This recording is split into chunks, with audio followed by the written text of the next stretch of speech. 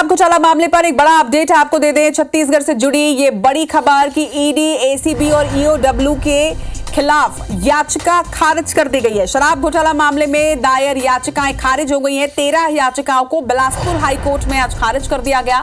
अनिल टुटेजा को अंतरिम राहत का आदेश भी इसके साथ ही रद्द कर दिया गया है। यानी कि अनिल टुटेजा की मुश्किल यहां पर फिलहाल बढ़ती हुई है। आपको बता दें कि शराब घोटाला मामले से जुड़ी ये बड़ी खबर सामने आ रही है। ईडी, एसीबी और ईओडब्ल्यू के खिलाफ कई याचिकाएं लगाई गई थी। शराब घोटाला मामले में दायर तमाम याचिकाओं को आज हाईकोर्ट ने खारिज कर दिया है।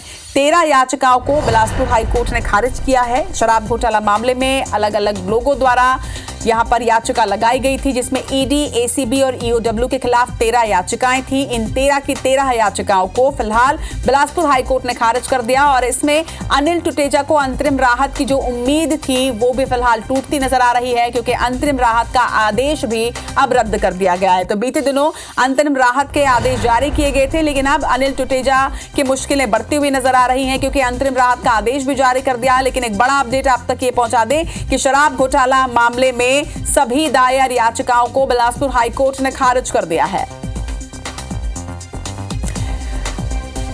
तो छत्तीसगढ़ के शराब घोटाला मामले से जुड़ा एक बड़ा अपडेट आप तक पहुंचा रहे हैं। अनिल टुटेजा को मिली अंतरिम राहत को बिलासपुर हाईकोर्ट ने इस वक्त खारिज कर दिया है। इसके साथ ही कई याचिकाओं पर आज सुनवाई हुई है।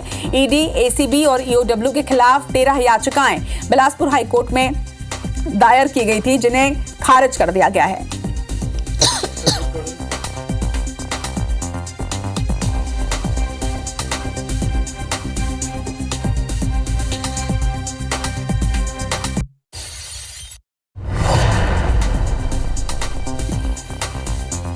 और इस खबर पर तहसीन जैदी हमारे संवाददाता हमारे साथ जुड़ रहे हैं। तहसीन, आज शराब घोटाला मामले में बिलासपुर हाईकोर्ट में अहम सुनवाई थी, जिसमें 13 याचिकाओं को, जो कि ईडी, ईसीबी और ईओडब्ल्यू के खिलाफ लगी थी, इन तमाम याचिकाओं को खारिज कर दिया गया।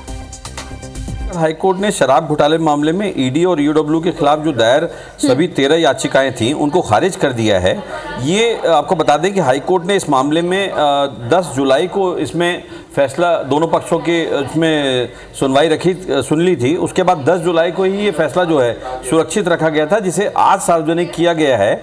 जिसमें अगर बात करें छत्तीसगढ़ हाईकोर्ट में दायर सभी जो याचिकाएं थी उसमें 6 याचिकाएं ईडी के खिलाफ थी, जबकि 7 याचिकाएं ईओडब्ल्यू, एसीबी के खिलाफ थी।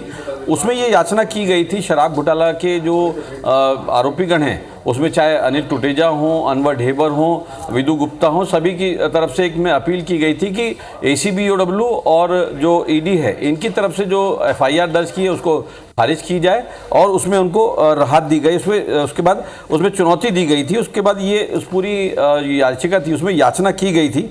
इनमें से एक याचिका की सुनवाई के दौरान हाईकोर्ट ने अनिल टुटेजा को, जो सबसे ज़्यादा जो झटका इसमें लगा है, जो अनिल टुटेजा को अंतरिम राहत मिली हुई थी, उसको भी खारिज कर दिया गया है। और इसमें अगर बात करें तो हाईकोर्ट में चीफ जस्टिस रमेश सिन्हा जी और जस्टिस रविंद्र अग्रवाल की बेंच ने इस याचिका की सुनवाई की थी और जो 10 जुलाई को ये आदेश सुरक्षित रख लिया गया था, उसके बाद आज ये फैसला, बड़ा फैसला इसको बोल सकते हैं कि एक बड़ा झटका, जो आबकारी घोटाले मामले से जुड़े जो सभी आरोपी हैं उनकी जो याचिका थी कि उसमें एफआईआर जो खारिज की जाए एसीबी, ईओडब्ल्यू या ईडी की, और उसमें जो इनको राहत दी जाए, तो ये सभी 13 जो याचिकाएं थी बिलासपुर हाईकोर्ट ने खारिज कर दी है। एक बड़ा झटका इसको कह सकते हैं कि बड़ा झटका शराब घोटाले मामले के आरोपियों को लगा है, क्योंकि अंतरिम राहत के आदेश थे अनिल टुटेजा के, लेकिन अब उसे भी खारिज कर दिया गया है। तो निश्चित तौर पर एक परेशानी उनकी जरूर बढ़ी है और एक बड़ा झटका उन्हें जरूर लगा है। तमाम बातचीत के लिए आपका बहुत बहुत शुक्रिया तहसीन।